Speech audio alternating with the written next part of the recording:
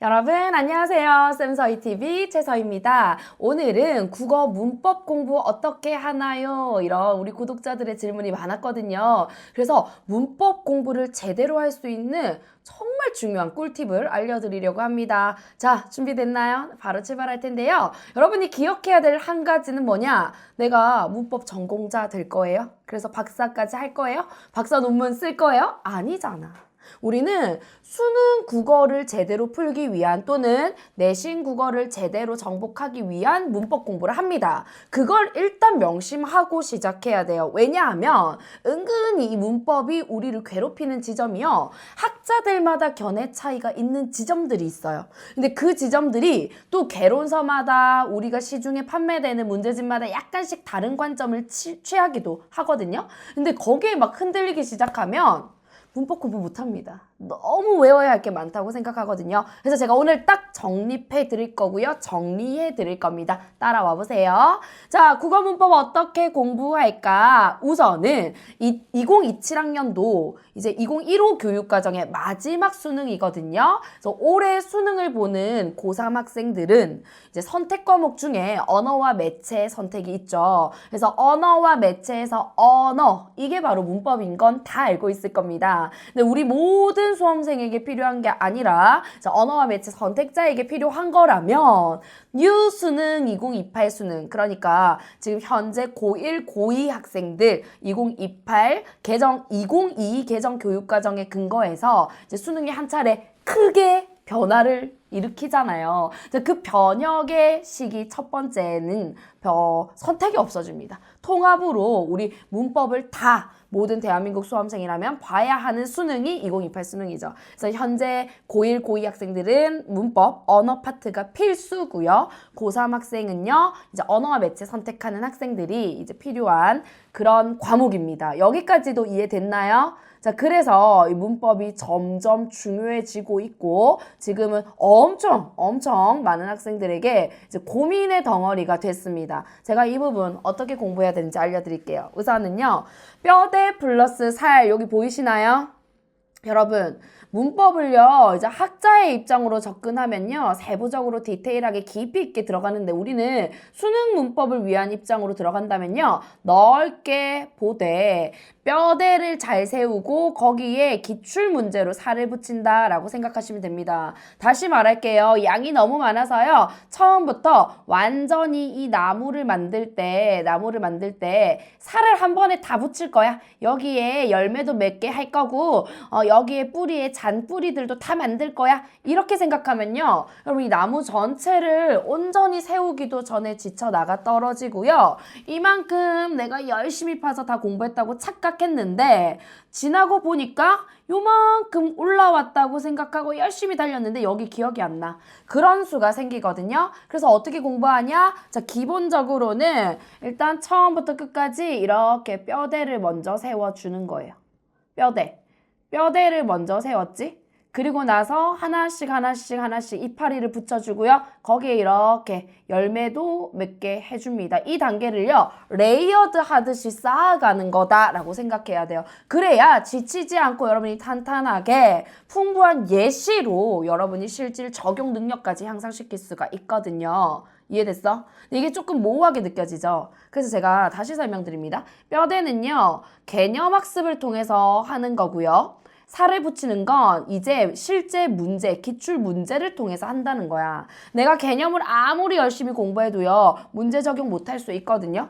그리고 내가 개념에서 분명히 이 의문 변동 현상 혹은 이 겹문장의 형태를 이해했다고 생각했는데 막상 문제에서 다양한 변형된 예시 문장이 나왔더니 적용이 힘들다 할 수도 있거든요. 그래서 그 과정을요, 레이어드 하듯이 겹겹이 쌓아 올리면서 여러 번 반복을 하면 이 개념을 이렇게 적용하니까 조금 어렵게 느껴지네. 아하, 이 개념이 이렇게 나오니까 내가 못 알아볼 뻔했잖아. 이런 게 쌓여간다고요.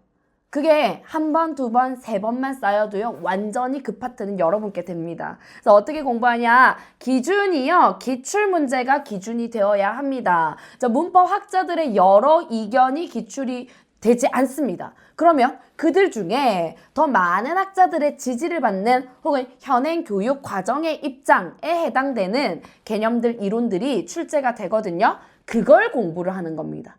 그래서 항상 기출을 가까이 해야 된다. 선생님 기출 너무 많은데 그거 다 어떻게 봐요? 그래서 제가 있잖아요. 그래서 쌤서희가 있습니다. 어떻게 해요? 제가 100마디 말보다요. 한두 개의 사례를 먼저 보여줄게. 그러면 훅 와닿을 것 같거든. 우선 첫 번째 사례. 와, 과, 하고, 이랑. 이게 뭘까요? 이게요. 접속조사도 있고요. 부사격 조사도 있거든요. 그러면 수능장에서 사전 찾을 거야? 아니잖아. 그래서 이렇게 분석을 해봅니다. 여러분 이 예문 가지고 해볼게요. 접속 조사는요. 와, 과를 가지고 혹은 하고, 이랑을 가지고요.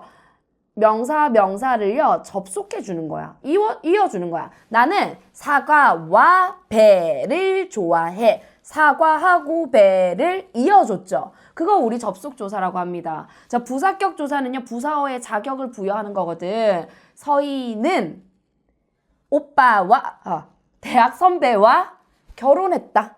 자, 결혼했다. 누가? 서희가. 서희는 결혼했어. 그러면 항상 누구와 결혼했는지가 필요해. 이해됐죠? 그래서 서희는 대학 선배와 결혼했다. 할 때 이때 와, 과는요? 부사격 조사야. 이게 이론이거든? 근데 이게 이론인데 실제로 기출문제 나오면요. 헷갈립니다. 어떻게 나오냐? 보세요.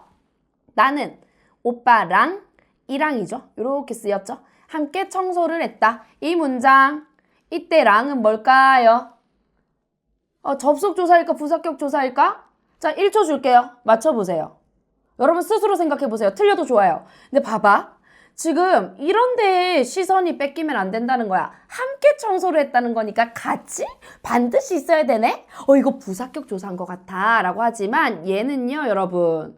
얘는요, 부사격 조사일까요? 또 누군가는 이렇게 생각합니다.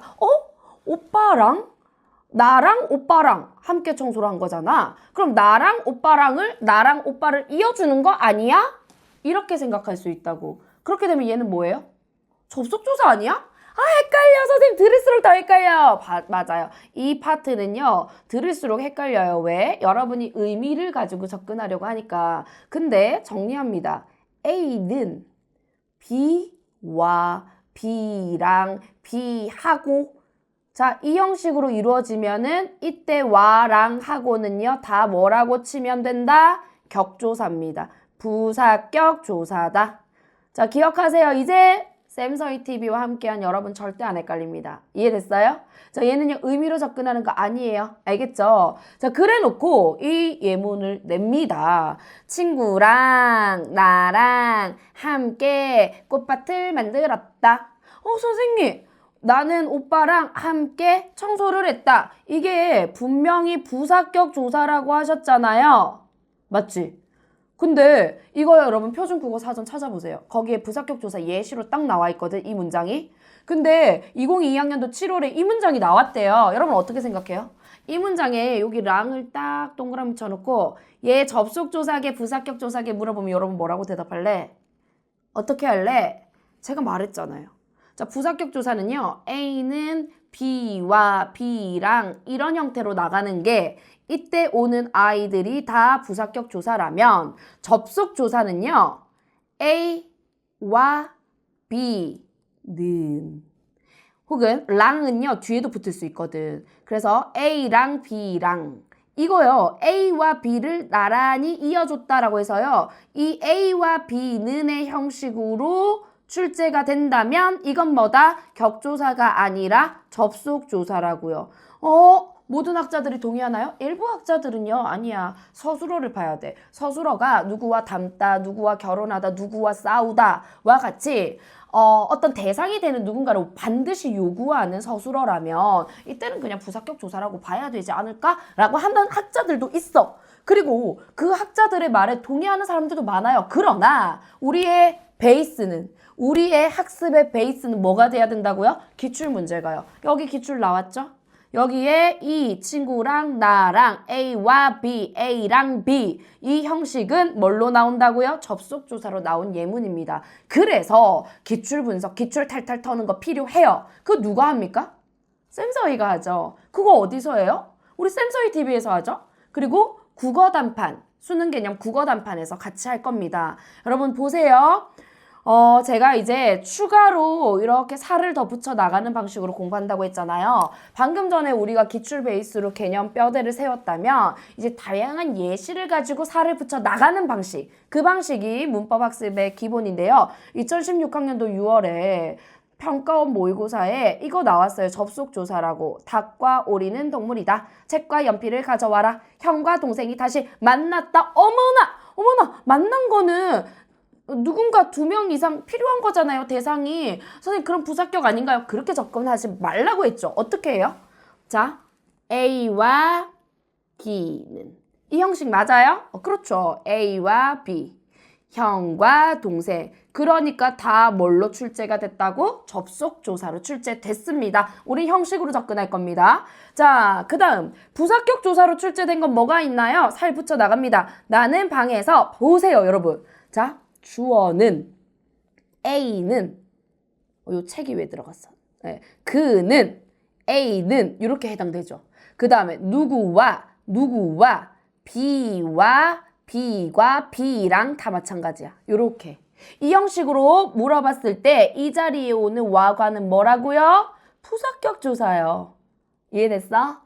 바로 이겁니다. 우리가 먼저 뼈대를 세우고요. 거기 살을 붙여 나가는데 항상 기준은 기출 베이스다라고 하는 이유가 내가 사전적 정의라든지 혹은 여러 학자들의 견해를 다 이해하고 흡수하는 것은요. 현실적으로 불가능하고 사실 실질적인 수능 문법의 성적 향상에 그렇게 도움이 되지 않습니다. 그러면 어떻게 해요? 방금 얘기한 것처럼 기출 문제를 봤더니 접속 조사는 A와 B는 형식이고 부사격 조사는 A는 B와의 형식이더라. 오케이. 개념 정립. 이제 살을 붙일 거야. 역대 기출을 탈탈탈탈 털어봤더니 최서희의 국어 단판에서는 이렇게 예시를 모아놨네. 그게 이제 살 붙이는 거고 앞으로 내가 기출 풀다가 부사격 조사와 접속 조사 물어본다라고 한다면 이 관점으로 접근할 수 있는지를 테스트해 봐야 되겠어? 그렇게 쌓아가는 겁니다. 할 수 있겠어요? 예. 만약에 또 다른 학자의 이견이 있어. 근데 그걸 출제자가 출제하고 싶어. 그럼 어떻게 하나요, 선생님? 저 너무 걱정돼요. 그런 것까지 걱정할 필요 없어요. 왜냐하면 그런 걸 출제하고 싶잖아요. 그럼 기존 기출에 좀 반하는 게 되죠. 그렇다면 충분히 그런 맥락을 설명해주는 보기박스를 주고요. 이런 견해가 있으니까 이 견해에 맞게 주어진 예문을 분석해봐라고 알려줄 거니까 너무 그런데 사로잡혀서 두려움에 떨 필요 없습니다. 기본에 충실한 공부하시면 됩니다. 자, 오늘 마지막 사례. 제가요 계속 뼈대를 먼저 세우사라고 하는데요. 시중에 나오는 이제 문법 교재들을 제가 쭉 서점 가서 봤거든요. 그리고 이제 학원 교재들이나 보면요. 진짜 정말 두께가 이만해요.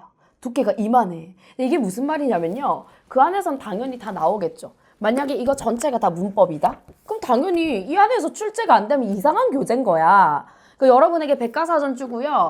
이 백과사전 안에 있는 거 다 외워. 그 안에 있는 것 중에 하나 개념정이 나올 거야. 이런 내용이야. 이런 정도의 수준이야. 여러분 그게 합리적입니까?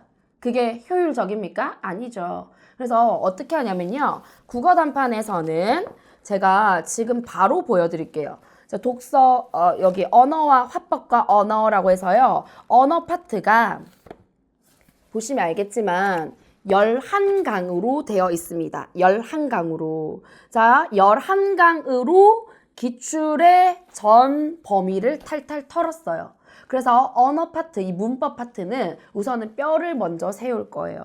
그래서 11강으로 뼈대를 세운 다음에 기출 문제를 통해서요. 거기에 살을 붙여 나가는 건 데일리 학습으로 계속해 나가면 됩니다. 여러분 그게요. 한 3개월만 지나도요. 엄청난 파워가 되거든요. 근데 여기에 전미사의 종류를 제가 예로 들어 왔는데요. 전미사의 종류가요. 사실은 교재에 뭐 한 6쪽, 7쪽까지 됩니다. 엄청 많아요. 종류가 엄청 많아. 근데 그거 어떻게 다 외워요? 여러분 선생님들한테 물어보세요. 그거 다 외울 수 있나요? 못 외워요. 근데 다 주고 나서 이거 알면은 문제 편하게 풀린다라고 하죠. 당연하죠. 근데 그걸 아는 게 불가능하니까 우리가 그런 공부를 해선 된다 안 된다? 안 돼요. 참고적으로 훑어볼 수는 있겠죠. 그러나 전미사 그럼 볼 필요 없겠네? 이건 엄청 극단적인 방법이고 제가요 이 정도는 줍니다. 보세요. 전미사, 명사 파생 전미사, 동사 파생 전미사, 형용사 파생 전미사, 부사 파생 전미사 얘네들은요 그 중에서도 압도적으로 많이 나오는 애들이고 이게 전미사야라는 걸 알고 여러분이 추출해낼 수 있잖아? 이렇게 뽑아낼 수 있잖아? 그러면은 단어 분석 능력이 올라가거든요. 근데 자주 나오는 전미사 정도만 익히고 이제 그 이후에 2단계에서 문제 풀면서 어머나 내가 이거 전미사인지 몰랐는데 전미사네. 기출에 나왔네. 그것도 평가원 기출이네 챙겨야지. 이 개념서에 옆에 하나 더 추가해 놓는 거야. 그런 식으로 계속 나만의 개념서 기준 뼈대 세우고 거기에 단권화를 해 나가는 방식 그렇게 공부하는 겁니다. 문법 공부 감 잡았어요? 충분하거든? 이렇게 공부하면요. 여러분 뼈대 플러스 살. 뼈대는 단 11강으로 일단 끝낼 거고 11강 가는 동안에 완벽하게 이해 안 될 수도 있어요. 그래도 가세요. 왜냐하면 누적적으로 쌓여갑니다. 그래서 1강에서는 이해가 안 되는데 11강까지 왔더니 어머나 앞에 봤던 게 엄청 쉽게 이해가 되네. 이 경험 제가 시켜드릴게요. 그래서 우리 쌤서희 TV에 올라오는 개념들 단판 잘 정리하시고요. 또 EBS I에 있는 최서희의 국어 단판 함께 공부하면 여러분 흔들림 없이 문법 정말 제대로 평가원 기출 베이스로 정리할 수가 있을 겁니다. 자, 오늘 국어 문법 어떻게 공부할까 고민 많이 하는 것 같아서요. 제가 제대로 효율적으로 공부할 수 있는 방법 알려드렸습니다. 자, 오늘도 고생 많았어요. 우리 쌤서희 TV에서는요. 언제나 좋은 영상으로 여러분 만날 준비하고 있겠습니다. 구독과 좋아요, 알림 설정은요. 수능 국어 1등급으로 가는 지름길을 열어드립니다. 다음 영상에서 만날게요. 안녕.